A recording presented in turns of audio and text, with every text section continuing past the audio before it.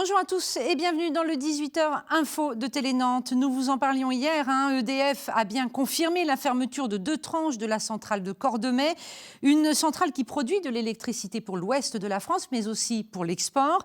Ce sont donc les tranches Fuel qui fermeront d'ici 2018, c'est 5 ans plus tôt que prévu. Aujourd'hui, c'est bien sûr l'heure des réactions pour les syndicats. Anne Judic. Ce sont ces 2 cubes situés à gauche de la centrale qui devraient donc arrêter de tourner en 2018. Alimentés avec du fuel, ils ne produisent de l'électricité qu'en cas de grands pics de froid. Chers à utiliser et peu rentables, ces 2 tranches devaient initialement fermer en 2023. Objectif d'EDF, faire des économies d'abord et marquer le pas vers la loi de transition énergétique. Mais pour les syndicats, il suffirait de limiter les émissions polluantes de CO2. Nous avons la capacité pour pouvoir trouver des solutions pour créer de l'énergie propre à la base du thermique classique. Et nous, on considère à Force Ouvrière, notre fédération aussi, qu'il faut que EDF finance un programme de recherche et développement pour capter le CO2 et pour traiter toutes les fumées à base d'oxyde d'azote et d'oxyde de soufre. Opposés à ce que la direction appelle encore un projet, les syndicats sont persuadés qu'en cas de grand froid, EDF ne pourra pas répondre à la demande. En 2012, par exemple, Cordemais avait dû tourner à plein régime. S'il n'y avait pas eu le thermique classique, je pense qu'il y aurait eu un blackout comme aux États-Unis en l'an 2000. Si le projet d'EDF se concrétise, la centrale ne fonctionnera plus qu'au charbon. Les 140 emplois liés au fioul seront réaffectés, précise la direction. Les syndicats assurent, eux, que 400 emplois chez les sous-traitants sont menacés.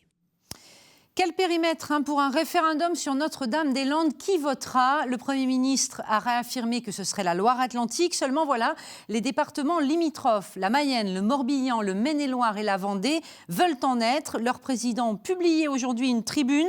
Ils y dénoncent l'amateurisme du gouvernement et revendiquent un droit de regard sur la consultation. Depuis 2 jours, les agriculteurs bloquaient le dépôt de frais de Système U à Carquefou. C'était la dernière occupation en France. Eh bien, ils ont levé le camp cet après-midi. Ils ont en fait obtenu la garantie de pouvoir participer aux négociations entre acteurs économiques. Pour autant, ils maintiennent la pression et promettent d'occuper le site d'une autre enseigne dès lundi prochain. C'est le plus grand paquebot du monde. Il peut accueillir à son bord 8500 personnes dans 2747 cabines. Il est long de 362 mètres. Son nom, c'est Harmony of the Seas. Il sera livré dans 100 jours à Royal Caribbean. Et vous allez le voir, à son bord, eh bien, tout est synonyme de luxe et de démesure. Denis Vanier. Harmony of the Seas, c'est le paquebot des superlatifs, le plus gros navire de croisière jamais construit.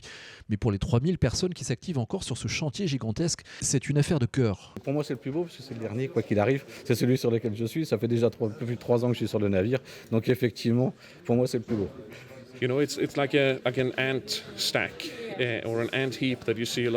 Vous savez, c'est un peu comme dans une fourmilière, avec tous ces gens qui marchent dans tous les sens, alors qu'en fait, ils travaillent à l'unisson. Bientôt, ça donnera quelque chose de fantastique. Une ville avec ses rues, ses boulevards et ses salles de spectacle dignes de Broadway. Alors là, on est dans le Studio B. Le Studio B, c'est en fait une patinoire, pratiquement à 100% du temps le jour, mais la nuit, ça peut être aussi une salle de spectacle. Sans compter les toboggans géants et les murs d'escalade, impossible de faire dans la sobriété dans le secteur des croisières. Avec chaque bateau, on essaye toujours de surprendre plus et d'amener quelque chose de nouveau. C'est vraiment l'innovation qui est au cœur de notre stratégie. Royal Caribbean, un client fidèle mais exigeant qui vient tout juste de modifier les plans avec un nouveau toboggan. Donc ce qui veut dire que 4 mois avant la date de livraison, il nous fait faire une installation qui est extraordinairement intéressante, qui va permettre à des passagers de partir du pont 16 pour arriver au pont 6, quasiment en droite ligne, avec un toboggan à sec, ce qui n'était jamais arrivé encore sur aucun bateau. En globalité, c'est 10 millions d'heures de travail, donc, dont il reste encore quelques centaines de milliers à faire.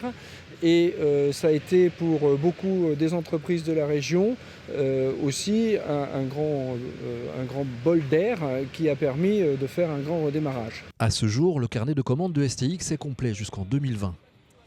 Et on termine avec la belle prestation du H hier soir, un salle métropolitaine. Les Nantais ont battu Montpellier 29-22. C'était le jour de l'anniversaire de leur coach. C'était un beau cadeau. Ils sont 8e au classement.